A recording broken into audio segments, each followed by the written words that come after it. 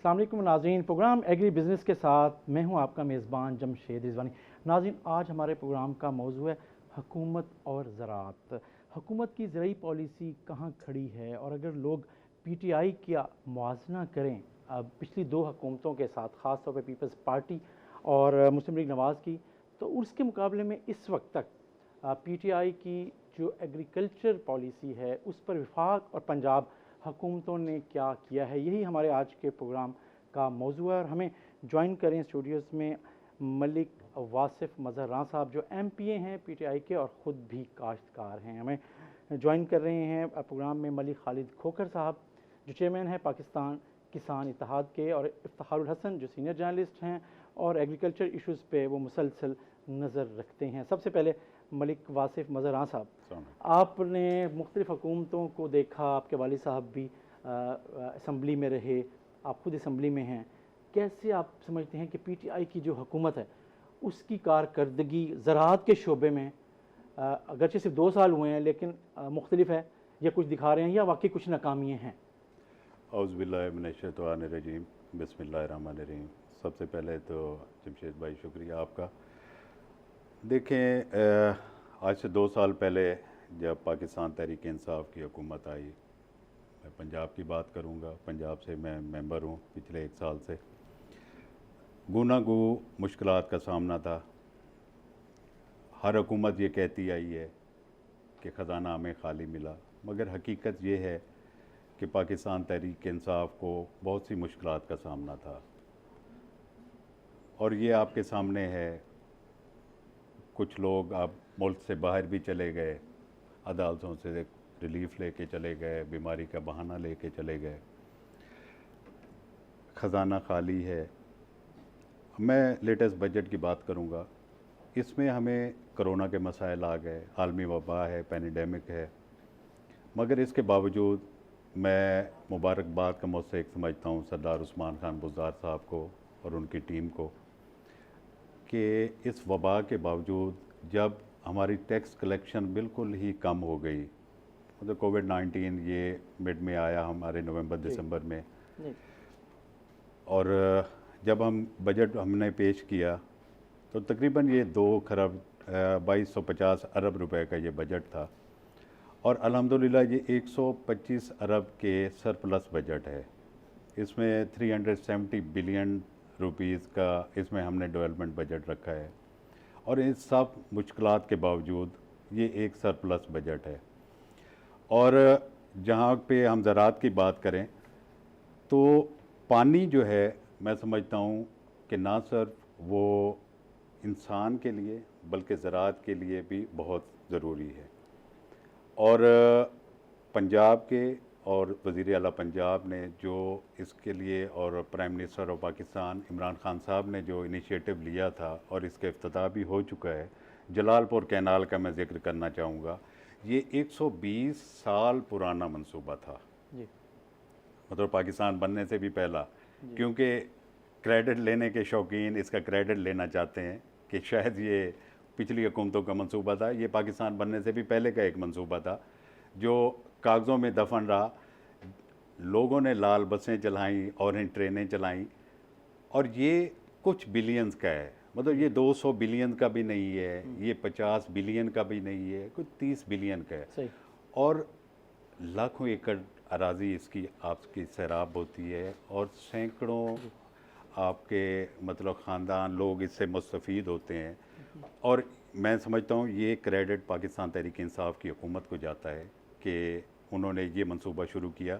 और मैं पहले मुख्तसर बात, आप समझते हैं कि ट्रैक पर है पंजाब हुकूमत और ओवरऑल पॉलिसी, अगर हमसे भी इस मंसूबे के साथ साथ अगर हम देखते हैं तो बजट में जो रखा गया है रकम ज़राई इश्यूज़ के ऊपर, ख़ास तौर पे ज़राअत की तरक्की के लिए, रिसर्च के लिए, वो काफ़ी है। मैं उसी तरफ आ रहा हूँ जी। अगर मैं मुस्तकबिल की बात करूँ और मेरा माजी उस बात की गवाही ना दे रहा हो तो मेरे ख्याल में मेरी बात झूठी होगी। मैं माजी की बात कर रहा हूँ कि हमारा माजी गवाह है कि हमने माजी में जो इनिशिएटिव लिए थे। अगर हम मुस्तकबिल की बात करेंगे तो हमारा माजी गवाही दे रहा है कि हम मुस्तकबिल की जो बात कर रहे हैं वो हम उस तरफ जा रहे हैं। इसी तरह जब गंदम प्रोक्योरमेंट की बात करते हैं, जो माजी में मैं ख़ुद भी काश्तकार हूँ, मलिक साहबान भी बैठे हैं, ये भी गवाही देंगे कि पिछले 10 साल या 15 साल या 20 साल की अगर हम बात करें, जब भी बारदाने की बात आती थी 18-18 घंटे एक किसान बेचारा गंदम ख़रीदारी मरकज़ पे बैठा रहता था और बारदाना नहीं मिलता था। इस बार क्या हुआ, एक एक दाना ख़रीदा गया और गंदम ख़रीदारी को डबल कर दी गया। 4.5 मिलियन मेट्रिक टन परचेज़ की गई है और एक एक दाना परचेज़ किया गया और फुल रेट पे परचेज़ किया गया। और मेरे ख्याल में किसानों को इज़्ज़त के साथ, अच्छा इसके ऊपर बात बिल्कुल करते हैं जो आप बात कर रहे हैं, आपने पॉइंट्स बनाए हैं, लेकिन इसका जो मेरा ख्याल है हमारे खालिद खोखर साहब जो पाकिस्तान किसान इत्तेहाद के चेयरमैन हैं, हम उनसे बात कर लेते हैं, उनकी राय ले लेते हैं। वो आपके इस सारे जो दावे हैं और जो उम्मीदें हैं अपनी हुकूमत से, उसको वो कैसे देखते हैं। 12 साल की बात की है, पिछले यूँ समझ लेते हैं 5 साल पीपल्स पार्टी, 5 साल मुस्लिम लीग नवाज़ और 2 साल ये। पिछले 12 साल में आप उन दोनों हुकूमतों को भी सामने, आप उनसे राब्ते में रहे, आपने उनके इश्यूज़ पर को हाईलाइट करते रहे, जो भी काश्तकारों को आया, लेकिन इन 2 सालों को भी आप देख रहे हैं। आप इन सारी चीज़ों को कैसे देखते हैं मलिक साहब? मलिक वासिफ साहब मेरे अजीज़ हैं जी, लेकिन मैं कुछ चीज़ों पे इख्तलाफ करूँगा कि इस बजट में, ये बजट को गोल कर गए हैं जी। बजट के बारे में नहीं बताया कि इस दफ़ा बजट में मैं पंजाब ने जो ज़्यादती की है कि हमेशा बजट में एग्रीकल्चर नंबर 1 नंबर 2 पे होती थी, या हेल्थ नंबर 1 पे होती थी, या एग्रीकल्चर नंबर 1 पे होती थी। इस दफ़ा बजट में टोटल 38 क्लॉज हैं, उसमें 36 पे बजट आ गया। ठीक है। और पाकिस्तान में एग्रीकल्चर का पहली दफ़ा बजट जो है ना पंजाब का, वो 1 लाइनर बजट, एक लाइन में बजट है उसका। उसके अलावा उसका कोई जिक्र नहीं है, कोई कुछ नहीं है, कोई तफसील नहीं, क्या करना है क्या नहीं करना, कोई आगे नहीं बताया गया। और एग्रीकल्चर डेवलपमेंट बजट को 50% कट लगा दिया गया। पिछले साल 15.5 अरब था, इस दफ़ा 8.5 अरब है। मलिक साहब गंदम पे बात कर रहे थे, मैं माज़रत के साथ कहूँगा कि इस दफ़ा जो काश्तकार के सलूक हुआ है, कोई शक नहीं, गंदम ख़रीदी गई, काश्तकार को पूरा रेट मिला, मैं ऑन करता हूँ इस बात को। लेकिन उसके साथ साथ जो काश्तकार के साथ सलूक हुआ, हमारे अक्सर MPA साहबान ज़िम्मेदार घर से ताल्लुक़ रखते हैं, ख़ुद काश्तकार हैं, क्या 25 मन गंदम उनके घर के लिए काफ़ी है जो कानून बनाया गया? क्यों नहीं इस पर एहतजाज किया इन सब ने?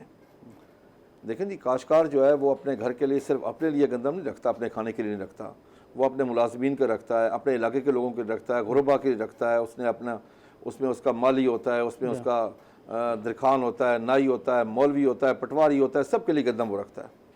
लेकिन पुलिस ने पटवारी का भी नाम ले दिया। जी, पुलिस ने घरों में दाखिल होकर वहाँ से गंदम उठाई है, बहुत बड़ी ज़्यादती की गई है। और 25 मन गंदम रखना, फिर मैं सबसे बड़ी जो ज़्यादती समझता हूँ, सबसे बड़ी ज़्यादती है मेरे लिए, सबसे इम्पोर्टेंट वो आम शहरी है, सबसे अहम है। जो ये पाकिस्तान में पहली दफ़ा हो रहा है कि हमने गंदम, काश्तकार ने खून पसीने की उसकी कमाई, उसने 1400 रुपये मन लेके आराम से अल्लाह का शुक्र अदा घर बैठ गया, और उसके फ़ौरन बाद आम शहरी को वही गंदम 1600 रेट हुआ, 1700, 2000-2100 तक रेट चला गया। ये सबसे बड़ी ज़्यादती है। पूरी दुनिया में जो भी हुकूमत हो, उसके जो अवलिन फ़राइज़ में शामिल है ना, सबसे पहले वो फूड सिक्योरिटी है नंबर 1 पे, उसके बाद बॉर्डर सिक्योरिटी है।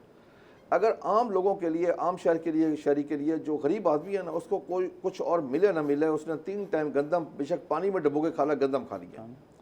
लेकिन ये बहुत बड़ी नाकामी है कि गंदम का महंगा होना। उसमें अब मैं क्या कह सकता हूँ, उसमें माफिया है, उसमें हुकूमत की नाकामी है, या किसकी है, ये हुकूमत जाने, ये हुकूमत के फ़राइज़ में शामिल है, मेरा फ़र्ज़ नहीं है।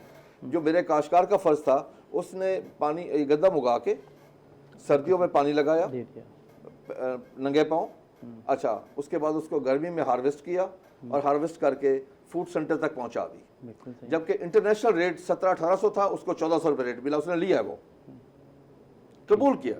हालांकि उसके पास लेवल प्लेइंग फील्ड नहीं है, उसकी कॉस्ट ऑफ प्रोडक्शन दुनिया से ज़्यादा है और उसकी गंदम की कीमत दुनिया से कम है।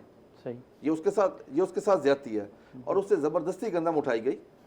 और मुझे अफसोस है इस बात का कि ये असम्बली में बहुत बड़ा एहतजाज होना चाहिए था कि 1 लाइनर बजट ज़राअत के लिए, इस पर कोई बात नहीं, किसी ने नहीं की, नहीं, किसी ने वहाँ पे किसी ने बात ही नहीं की इस पर, बल्कि मैं कहूँगा कि किसी ने पढ़ा ही नहीं है।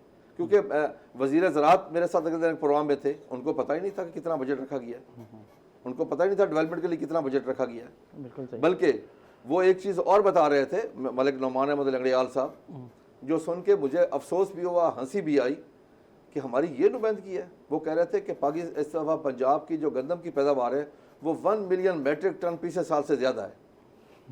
हालांकि दुनिया में सप्लाई और डिमांड का इशू था, अगर सप्लाई ज़्यादा हो तो ऑटोमेटिक डिमांड कम होती है, रेट नहीं बढ़ता। सर हो सकता है वो कहना ये चाहते हो कि हम 1 मिलियन टन ज़्यादा खरीद रहे हैं। नहीं, मैं सर रिजवानी साहब, मैं आज एज ए काश्तकार पूरी कौम से शर्मिंदा हूँ। स्लिप ऑफ टंग भी हो सकता है जी। मैं एज ए काश्तकार पूरी कौम से शर्मिंदा हूँ कि हम एक ज़रूरी मुल्क है और हम गंदम इंपोर्ट कर रहे हैं। ये मेरे लिए बायस शर्म है। मुझे नहीं पता हुकूमत के लिए बायस शर्म है या नहीं है। इफ्तिखार साहब, अच्छा, मैं थोड़ा सा इधर ऐड करना चाहूँगा इसमें ना जमशेद भाई, इसमें पंजाब गवर्नमेंट की एक सेक्रिफिकेशन भी है। मसलन पूरे केपी के पास एक पूरा डिपार्टमेंट है, यही एग्री डिपार्टमेंट है, फूड डिपार्टमेंट है, ऐसे ही जैसे पंजाब गवर्नमेंट का है। और उन्होंने कितनी परचेज़ की है? 14,000 टन पूरे केपी ने। और उसको कौन सर्व करेगा? पंजाब गवर्नमेंट। हमने पूरे पाकिस्तान के लिए परचेज़ की है। और हमने कहाँ से परचेज़ की है? हमने कमर्शियल बैंकों से लोन लेके परचेज़ की है। और महंगी गंदम हम पूरा मार्कअप देंगे, पूरा साल हम उसका मार्कअप देंगे। कौन देगा? पंजाब गवर्नमेंट देगी। और हम उनको कैसे, कौन से रेट पे देंगे? हम उनको कंट्रोल रेट पे देंगे। ये बात कोई नहीं करता, पंजाब की सेक्रिफिकेशन की बात कोई नहीं करता, किसी मीडिया पे कोई नहीं करता। ये पंजाब गवर्नमेंट सेक्रिफिकेशन करती है पूरे पाकिस्तान के लिए। हमें मार्कअप कोई नहीं देता इस बात के।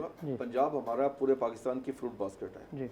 हम ऑलरेडी, ये इस साल नहीं, हमेशा के लिए हम केपी के लिए पैदा करते हैं, हम अफगानिस्तान को उसके लिए तारीखी तौर पे हम उनके सपोर्ट करते हैं। तारीखी तौर पे हम कर रहे हैं। मलिक साहब नहीं करते हैं। बिल्कुल करते हैं। हमारी पॉलिसी क्या है? छोटी सी ब्रेक लेनी है, ब्रेक लेने के बाद वापस आते हैं, फिर यहीं से गुफ्तगू जारी रखते हैं। नाज़रीन,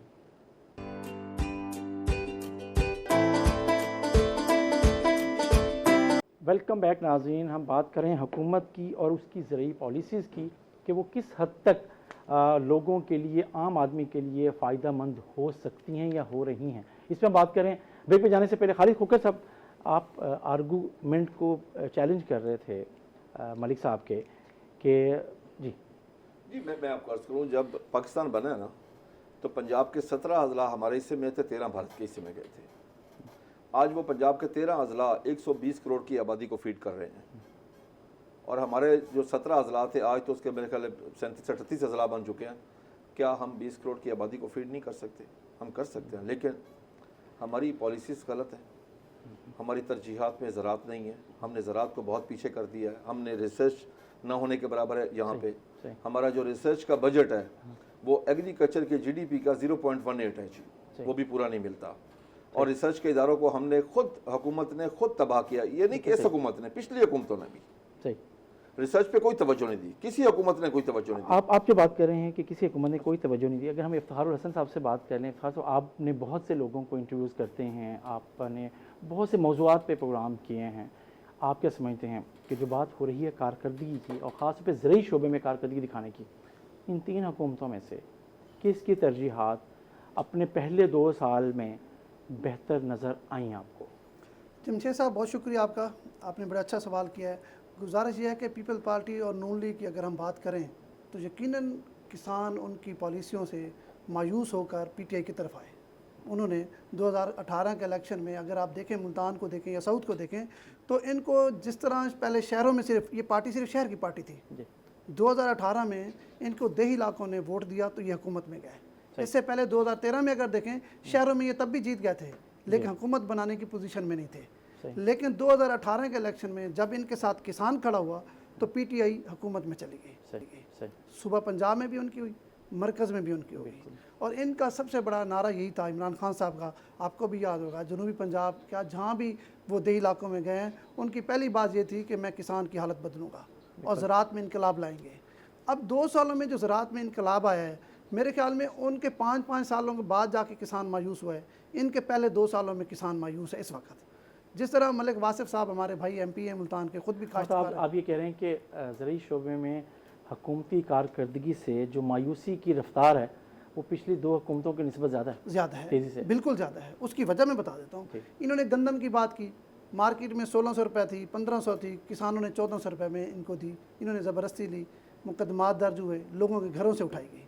अगर ये पॉलिसी हुकूमत बनाती है, चलो ठीक है, आवाम के लिए अगर कर रहे हैं, तो फिर किसान की दूसरी जो इजनास हैं जो अभी तक पड़ी है, पिछले साल की कपास अभी तक घरों में पड़ी हुई है। पाकिस्तान की मेजर क्रॉप कॉटन है, बिल्कुल पिछले साल की कॉटन लोगों के घरों में अभी तक पड़ी हुई है। अब आप सूरत हाल ये देखें कि इस दफ़ा पाकिस्तान की तारीख में सबसे कम काश्त कपास हो रही है, तो इसका नुकसान पाकिस्तानी मईशत को ही होना है ना। मकसद अगर किसान को ये खुशहाल करना चाहते हैं, किसान की पॉलिसी बनाना चाहते हैं, तो फिर उनकी पॉलिसियों को छोड़ें। अगर आप सिर्फ बात करें पीपल पार्टी की, नून लीग की, उन्होंने तो किसान को मायूस कर ही दिया। अब आपकी बारी है, आपने पहले 2 साल में मायूस कर दिया है। फिर सबसे बड़ी बात, हम कहते थे कि शहबाज शरीफ लोग जो नून लीग है ये इंडस्ट्रियल पार्टी है, इंडस्ट्री के लोगों को प्रमोट करती है। अब हमारे वज़ीर आला उस्मान बुज़दार साहब, उनका तल्लक जनूबी पंजाब से है, वो ख़ुद किसान हैं। आप मुझे एक कोई इवेंट बता दें जहाँ उन्होंने बैठ के कहा कि जी मैं ज़राअत के लिए बड़ा इनकलाब करूँ, कोई एक एफर्ट दिखा दें, कोई एक कोशिश दिखा दें इन 2 सालों में कि वज़ीर आला पंजाब ने सेक्रेटरी एग्रीकल्चर को या पाकिस्तान पंजाब के जो मिसाली काश्तकार हैं उनको बुलाया हो, कोई ऐसी मीटिंग की हो जिसमें उससे लगे कि यार ये इंतहाई सीरियस है और काश्तकारों के लिए कुछ करना चाहता है। मलिक साहब ऐसे ही है वाकई। नहीं मैं वज़ीर की तरजीहात नहीं है, मेरी आप सुने, तवज्जो नहीं है। अभी मलिक साहब ने भी ये एक चीज़ देखें, एक ब्लीक पहलू है, आप उसको देख रहे हैं, रोशन पहलू भी है। अभी मलिक साहब ने भी एडमिट किया है, अभी इफ्तिखार साहब भी ये एडमिट कर रहे हैं कि आपने कंट्रोल रेट पे दाना दाना खरीदा है। सही, ये रोशन पहलू है, ये तो आप देख नहीं रहे। जब आप ये देखें, मैं काश्तकार हूँ, ये ठीक है, बिल्कुल सही। मुझे पता है कि 18-18 घंटे रात को जाके बैठ जाते थे बारदाने के लिए, काश्तकार सिफारिशें करवाते थे अच्छा, आप बारदाने समझते के हैं लिए। जब हुकूमत- आपका बारदाना खरीदा, आप ये आपके समझते हैं- एक एक दाना खरीदा गया, कंट्रोल रेट पे खरीदा गया, गरीब के लिए, गरीब लोगों के लिए, एक गरीब जो मजदूर था उसके लिए गवर्नमेंट ने खरीदा कंट्रोल रेट पे कि उसको सस्ता आटा फराहम किया जाए। अच्छा, ये बात मलिक साहब ने जी। की, यही आपने जो बात की कि सस्ता आटा फराहम करने के लिए हुकूमत ने ये ख़रीदा।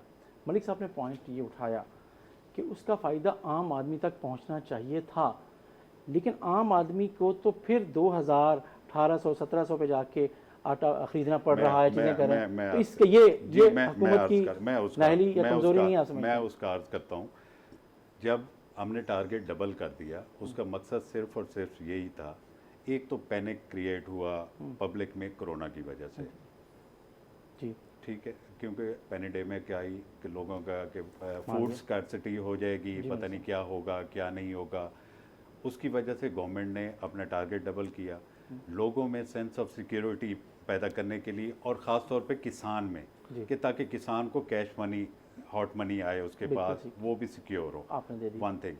दूसरी चीज़ ये थी कि पब्लिक में आटे की फराहमी हो, गवर्नमेंट के पास इनफ स्टॉक हो, ताकि ये अगर पैनिडेमिक प्रोलॉन्ग करती है ताज़ा फसल तो आई इनके है, पास आ गई, लेकिन मैं आटा क्यों वही सस्ता आज नहीं मिल रहा, महंगा क्यों हो मैं गया? वही उधर ही आ रहा हूँ। हाँ, एक तो मिलों के ऊपर बैन कर दिया गया कि मिलें खरीदेंगी नहीं। बिल्कुल। जब मिलों ने नहीं खरीदा, गंदम सारी गवर्नमेंट ने परचेज की, तो एक पब्लिक सेक्टर जो प्राइवेट सेक्टर में था, वहाँ पे उन्होंने गंदम महंगी परचेज की। अच्छा, अब मेरी बात सुन लें, अब गवर्नमेंट देती थी, रिलीज़ करती थी अक्टूबर में जाके, जी अब प्राइम मिनिस्टर साहब ने नोटिस लेके अभी से उसको रिलीज़ कर दिया है। अब कंट्रोल रेट पे फ्लोर मिल्स को आटा मिलना शुरू हो गया, अभी से, अब अभी मिलना से, शुरू हुआ है। अभी से मिलना शुरू हो गया। लेकिन जो लोग पहले से कह रहे थे कि जब खरीदी जा रही थी और आप फ्लोर मिल्स को नहीं दे रहे थे, उस वक्त इस बहरान को देखा जा रहा था कि ना आटा होगा, अगर होगा तो महंगा होगा, नहीं, और वही हुआ। नहीं, अब सरकारी कीमत भी आप बढ़ रहे हैं। देखा नहीं जा लोग कह रहे थे, बात रहा करते, मलिक साहब मैं आपको जी जी, इस वक्त भी ओपन मार्केट में गंदम बहुत महंगी है, 1800 से 2000 रुपये मिल रही है। आम आदमी जो खुद लेके आटा चक्की पे पिसवाते हैं, उनको गंदम महंगी मिल रही है, उनको सस्ती गंदम नहीं मिल रही। जिस तरह मलिक साहब फरमा रहे हैं कि 1400 रुपये रेट मिला, वजह ये थी, एक तो स्टॉक, पिछले स्टॉक जो है ना स्टोरेज खाली थे, तमाम स्टोर खाली थे, जी इसलिए ज़्यादा परचेज़ करें। डबल भी परचेज़ नहीं की।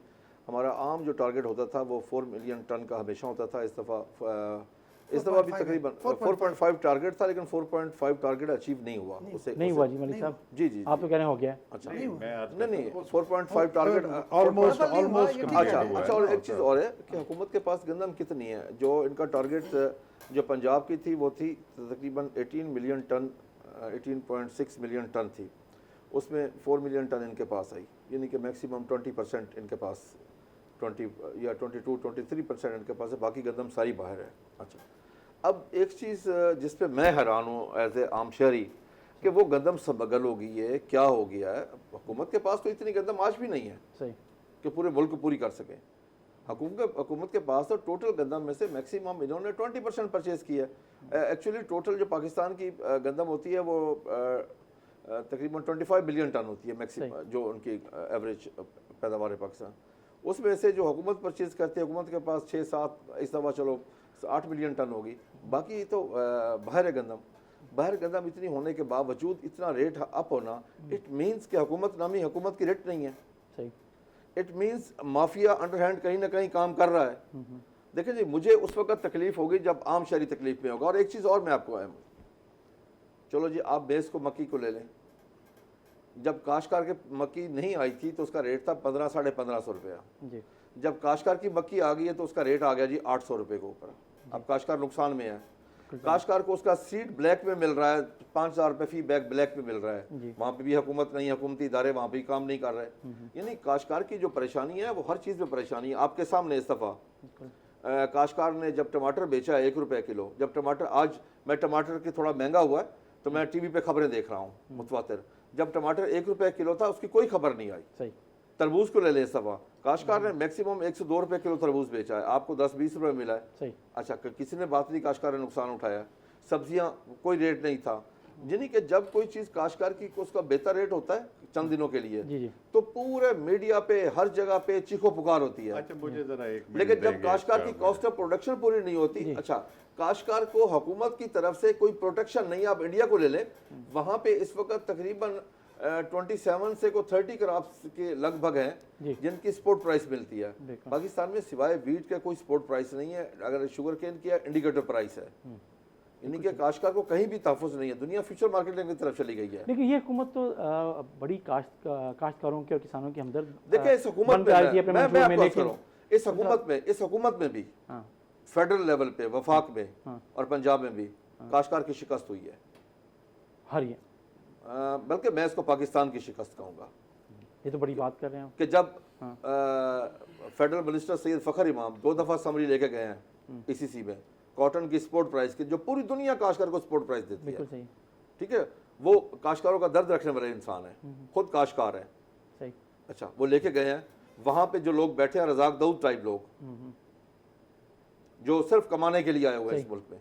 अच्छा, वो ये अकेले थे, वो 11 थे, सब एक साइड पे हो गए, काश्तकार को स्पोर्ट प्राइस नहीं मिली। आज यही वजह है कि पाकिस्तान इस वक्त edible oil more than $3 billion का इंपोर्ट कर रहा है। हम $2 बिलियन की इंपोर्ट कर रहे हैं, रुई इंपोर्ट कर रहे हैं। हम तो एक्सपोर्ट करने वाले थे और हम अब इस सिचुएशन में पहुंच गए हैं नहीं, मुसलसल किसी के बाद। देखिए मैं आपको अर्ज करूँ, काश्तकार तो आइंदा साल मेरे ख्याल कॉटन लगाएगा ही नहीं, क्योंकि उसको तहफ़्फ़ुज़ नहीं है। कॉटन के साथ क्या हो रहा है और ये बहरान किस हद तक है, जैसे इफ्तार साहब ने भी ब्रेक पे जाने से पहले कहा कि उस पर बात जारी रखते हैं। नाज़रीन ब्रेक, और ब्रेक के बाद वापस आते हैं।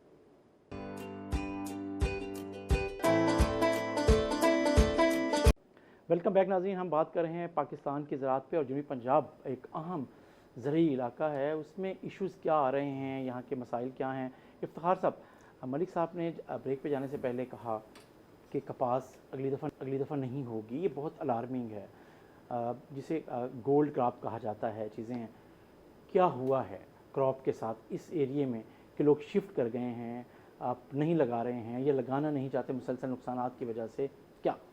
ये खालिद खोकर साहब ने बड़ी अच्छी बात की है। पाकिस्तान की मेजर क्रॉप कॉटन है, बाकी तो जो हम उगाते हैं वो ख़ुद खाते हैं।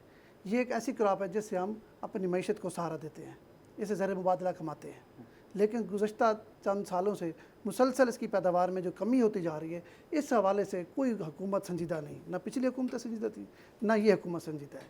अब जिस तरह वासे भाई कह रहे थे गंदम के हवाले से, देखिए गंदम में भी तो किसानों के साथ इस हुकूमत ने जुल्म किया है कि आपने सब्सिडी दे दी खाद की, स्क्रैच कार्ड दे दिए, स्क्रैच कार्ड लेकर लोग धक्के खाते फिर रहे हैं। मकसद अगर आप और उनमें फ़र्क देखें, वो भी यही फ्रॉड करते थे किसानों के साथ जो आप कर रहे हैं, वो कोई भी फर्क इसी नहीं है, तरह आप समझते वो भी इसी तरह धोखा देते थे जिस तरह पीटीआई कर रही है। देखिए किसान अनपढ़ है, उसको आप स्क्रैच कार्ड दे रहे हो, पहले तो स्क्रैच कार्ड बनता ही नहीं।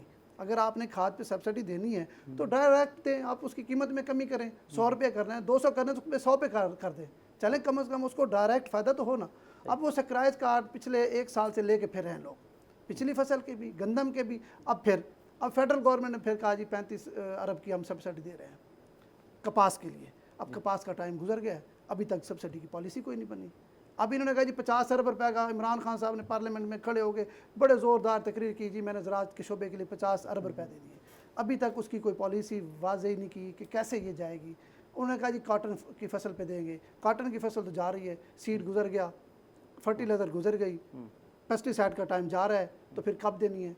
सपोर्ट प्राइस आपने नहीं दी, फिर आप कैसे कहते हैं कि आप उनसे बेहतर है?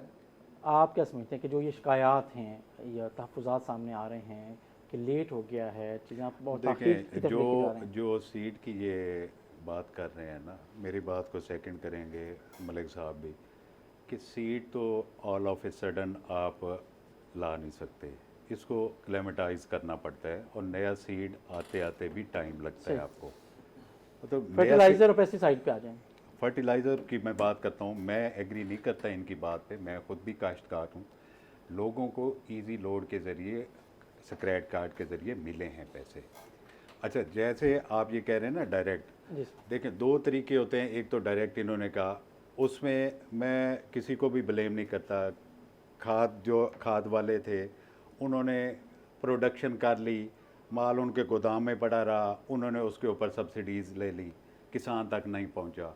गवर्नमेंट ने स्क्रैच कार्ड के ज़रिए किया कि जो फसलों में पहुंच जाए खाद, उसको स्क्रैच करके, ताकि जो फसलों में यूज़ हो गई है खाद उसको किसान के पास आ गई है, उस पर सब्सिडी मिले ताकि किसान को डायरेक्ट मिले। पीटीआई की गवर्नमेंट ने इसलिए इसको शुरू किया।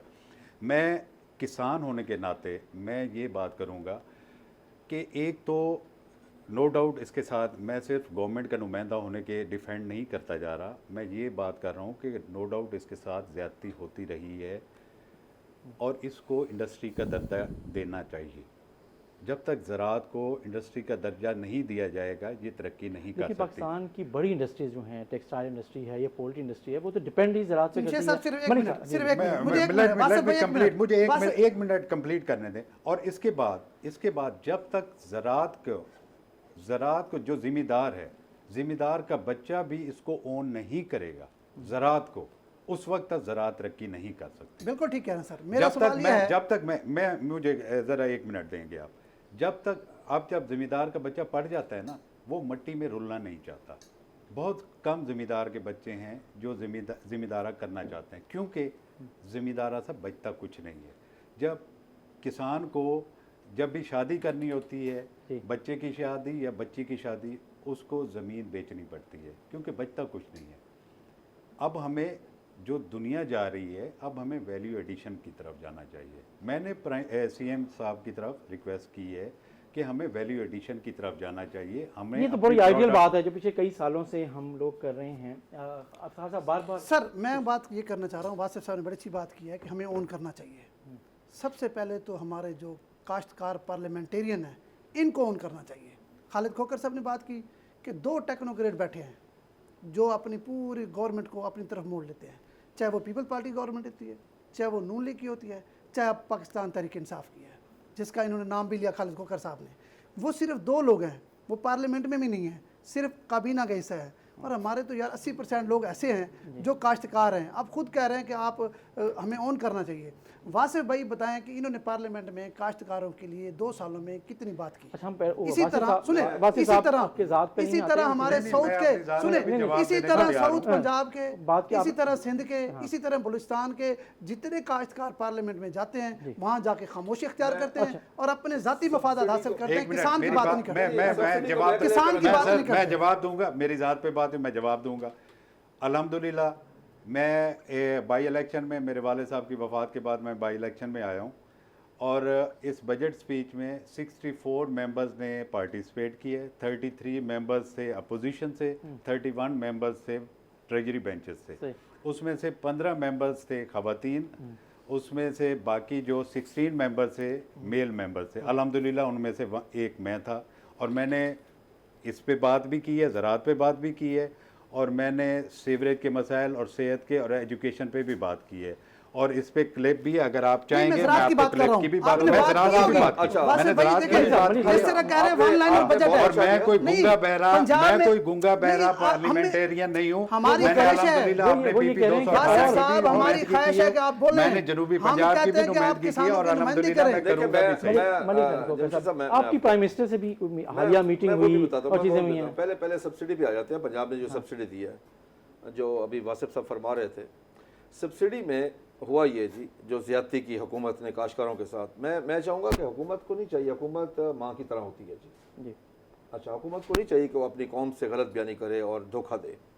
हुकूमत ने जो गलत किया कि 500 रुपये DAP पे सब्सिडी रखी, 800 पोटाश पे रखी, इसकी लमसम अमाउंट बनती थी को 25-26 अरब रुपया अगर वो देते तो।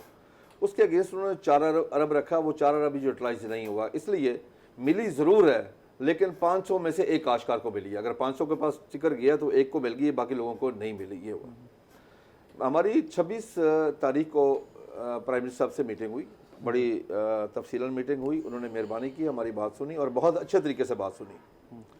मौके पे भी उन्होंने कुछ अहकामात जारी किए, जिस तरह हमने फर्स्ट किया, रिक्वेस्ट की कि बिजली का रेट 1 यूनिट 1 रेट 5 रुपये 35 पैसे किया जाए। फर्टिलाइज़र पे जो सब्सिडी अनाउंस की वो टाइमली मिली जाए। और उसके अलावा पंजाब में जो इश्यूज़ थे, अच्छा, उस पर उनके मिनट्स भी आ गए मीटिंग के, बहुत अच्छे मिनट्स थे। अब उसमें फिर वही बात आ रही है, जो लोग रुकावट हैं उसमें। अब उसके बाद जो अगली मीटिंग हुई है, उस पर हफीज़ शेख ने प्राइम मिनिस्टर को जाकर है कि आप बिजली पे जो सब्सिडी आपने कहा उसको टारगेटेड कर दें कि छोटे फार्मर को मिले। अच्छा, ये होता है, ये वो तरीका है कि एक ना हमारे इकनॉमिक इशू को सोशल इशू बनाना, छोटा काश्तकार बड़ा काश्तकार। हालांकि जो ट्यूबवेल का इशू है, ट्यूबवेल दादा ने अपने नाम पे लगवाई हुई है, आज उसके पोते चला रहे हैं। वहाँ हमारे इकनॉमिक इशू को सोशल इशू नहीं बनाना चाहिए। अभी तक मेरी परसों में मीटिंग थी वापडा वजीर के साथ, जो पावर के मिनिस्टर उमर अयूब के साथ। अब मंगल बुध जुमेरात फिर 2-3 दिन मीटिंग्स हैं। अभी तक वो चीज़ें डिसाइड नहीं हो सकी। PM साहब की मैं उस मीटिंग के बाद मैं कहता हूँ, मुझे उसकी नीयत पे कोई शक नहीं है। वो बजाते खुद जो मैंने फील किया है, अच्छा, जिस तरह उसने अपने जज्बात का लफ्ज़ों में अहाता किया, मैंने ये फील किया है कि ये बंदा कुछ ज़राअत के लिए करना चाहता है, उसकी ख्वाहिश है, लेकिन जो उसकी फिनांस की टीम है वो नहीं करना चाहती। ये एक बड़ा वाज़ेह फ़र्क है। अच्छा, सैयद फ़खर इमाम हमारे साथ थे, मैं उनका मशकूर हूँ कि उन्होंने भी हमारा मुकदमा बड़े ही ज़बरदस्त तरीके से पेश किया, बहुत ही, क्योंकि वो खुद भी काश्तकार हैं। जिस तरह वासिफ साहब बैठे हैं, ये खुद काश्तकार है कि इनके वालिद साहब को काश्तकारी से बड़ा शौक था, और इनके वालिद साहब ने तो बड़ी मेहनत की है वहाँ जाके, भावलपुर में मुख्तलिफ जगह पर जाके, क्योंकि एक जुनून होता है ना इंसान को। तो मुझे अब देखें, जब तक कोई चीज़ हो ना जाए पाकिस्तान में, उससे पहले आप नहीं कह सकते कि ये हो गया, ये हो गया। अभी तक कुछ हुआ नहीं है, नजर नहीं आ रहा, अभी तक नज़र नहीं आ रहा। लेकिन हमें अगले हफ्ते तक हमें उम्मीद है, अगर कुछ हो जाता है तो ठीक है, अगर कुछ नहीं होगा, ठीक है जी, अगर ये हफीज़ शेख और रज़ाक दाऊद रुकावट होंगे, तो फिर हम बजाय इसके किसी और के पास जाने के, हम इन्हीं के खिलाफ हम शुरू हो जाएंगे। पूरे पाकिस्तान में हम एहतजाज भी करेंगे, प्रोटेस्ट भी करेंगे, क्योंकि अगर हमारे दरमियान वो रुकावट बनते हैं, ज़राअत के दरमियान, ज़राअत की तरक्की में रुकावट बनते हैं, तो ये पाकिस्तान की तरक्की में रुकावट होगी। क्योंकि इस वक्त वाहिद ज़राअत हल्का है सर, इस वक्त वाहिद ज़राअत है सर। अगर आप थोड़ा सा पीछे चले जाएँ, 9/11 हुआ, इस मुल्क में पाबंदियाँ लगी, ज़राअत ने सहारा दिया। आपने एटमी धमाका किया, पाबंदियाँ लगी, ज़राअत ने सहारा दिया। 17 साल आपने दहशतगर्दी के खिलाफ जंग लड़ी, ज़राअत की वजह से लड़ी। के खिलाफ अगर लॉकडाउन किया है तो खाने के लिए कोई अल्हम्दुलिल्लाह को भूखा नहीं सोया, ज़राअत की वजह से। देखिए, आज अगर हम ज़राअत को तरक्की नहीं देंगे तो ये मुल्क तरक्की नहीं कर सकता। आपकी टोटल एम्प्लॉयमेंट मेरे ख्याल में 44% ज़राअत में है। आपके टोटल इंडस्ट्री 80 से 90% ज़राअत के बेस्ड है, तो इसलिए ज़राअत को तरक्की देना ज़रूरी है। अच्छा, एक आखिरी कमेंट कि कपास के साथ क्या हुआ है और क्यों लोग बिल्कुल निकल गए हैं, इससे निकलते जा रहे कपास हैं, में सर, और फिर उसका भी इंपोर्ट भी लाते हैं, देखें, हर दफ़ा इजाफा होता जाएगा। देखिए, मैं आपको अर्ज करूँ, कपास में एक कमेंट अगर आप कपास में जो ज्यादती हुई है, पिछली हुकूमतों ने उसकी बर्बादी की है, कि उसके लिए जदीद टेक्नोलॉजी लेके नहीं है, इंडिया ने ले ली। 92 में हमारी पैदावार थी 1 करोड़ 28 लाख बेल, इंडिया 1 करोड़ 10 पे था, और हमारी कॉटन बेल का वजन था उस वक्त 170 से 180 kg, आज 140 से 150 kg। हमने कॉटन बेल का वजन भी कम कर लिया। बिल्कुल सही। हम आ गए 8.5 मिलियन पे, और इंडिया 1 करोड़ 10 से चला गया 4 करोड़ पे। वजह टेक्नोलॉजी उन्होंने अपनाई, उन्होंने उस वक्त मॉन्सेंटो से टेक्नोलॉजी ली, हमारे लोग सिर्फ बातचीत करते रह गए। और अगली बात जो मैं कि वो उसमें क्या चाहते थे? रिश्वत, कमीशन चाहते थे उसमें, सिर्फ ये वजह बनी। और हमने अपने रिसर्च के इदारे तबाह किए। आज भी मैं कहता हूं कि आप रिसर्च के इदारों, क्वार्टर रिसर्च इदारों के पास बजट नहीं है। मैं ओपनली आपको बता रहा हूं सर इस वक्त कि आज अगर आप तमाम वैरायटीज देख लें तो एक ही शख्स है ब्रीडर जो एक आम प्रोफेसर है, इस्लामिया यूनिवर्सिटी भावलपुर में प्रोफेसर है, डॉक्टर इकबाल बदेशा। 80% वैरायटियां इस वक्त उसकी काश्त है। आपके इंस्टीट्यूट की कोई वैरायटी फील्ड में नहीं है, इंफरादी तौर पे एफर्ट्स हैं, कोई नहीं है, क्योंकि इंस्टीट्यूट को इतना परसू किया नहीं गया, उसको पैसा नहीं दिया गया रिसर्च के लिए हुकूमत के पास। इफ्तार साहब लास्ट कमेंट। सर जमशेद साहब मेरा गुजारिश सिर्फ ये है कबास कि वासिफ साहब हमारे दोस्त बैठे हैं, हमारी तमाम उन दोस्तों से गुजारिश है जो पार्लियामेंट में हैं, चाहे सूबाई या फेडरल में, जी अगर रज़ाक दाऊद बैठ के जिस तरह खालिद खोकर साहब कह रहे हैं वो अपने लोगों को, अपनी इंडस्ट्री को डिफेंड करते हैं, इसी तरह अगर हमारे ये पार्लियामेंटेरियन काश्तकार अपने लिए आवाज़ उठाएं, आवाम के लिए नहीं, खुद भी तो काश्तकार है ना, अपने लिए सारे लोग उठाएं, तो मेरे ख्याल में फ़ायदा हो सकता है। सारी गुफ्तगू पे आप क्या कहते हैं, हुकूमत को कैसे आपने चीज़ों एट लास्ट कमेंट आप क्या कहते हैं कि आपका रोल है, पार्लियामेंटेरियंस का रोल किस हद तक है हुकूमत की पॉलिसीज़ की इम्प्लीमेंटेशन या उसे डायरेक्शन देने में? नहीं, बोथ साइड पे पार्लियामेंटेरियन का रोल होना चाहिए और अदा भी कर रहे हैं, इम्प्लीमेंटेशन में भी और गाइडेंस में भी। और मैं तो ऐड करना चाहूँगा, मेरे जो नोटिस में है मोनसेंटो के साथ MOU साइन हो चुका है गवर्नमेंट का। नहीं हुआ सर, नहीं हुआ, सॉरी जो सॉरी बिल्कुल, मैं चले जो मेरी नॉलेज है शायद गलत होगा, मेरे नॉलेज के मुताबिक फेडरल गवर्नमेंट का उनके साथ विजिट भी हो चुका है। उनका लास्ट विजिट शाह महमूद कुरैशी साहब के बेटे ज़ैन हुसैन कुरैशी विजिट भी कर रहे थे। उनका लास्ट अमेरिका में उनके फॉर्म का MOU उन्होंने कहा था, साइन कर रहे हैं।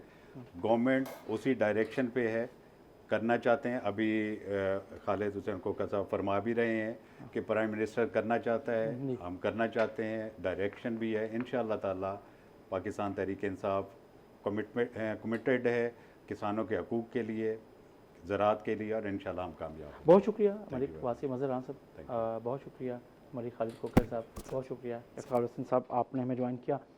हुकूमती अरकान असम्बली ये समझते हैं कि उनकी पार्टी और वो अपना रोल बेहतर तौर पे अदा कर सकते हैं, लेकिन काश्तकार नुमाइंदे ये समझते हैं कि अभी बहुत कुछ उन्हें करना है और हुकूमत को भी करके दिखाना बाकी है। इसके साथ ही नाज़रीन अपने मेज़बान जमशेद रिजवानी को इजाज़त दीजिए। अल्लाह हाफ़िज़।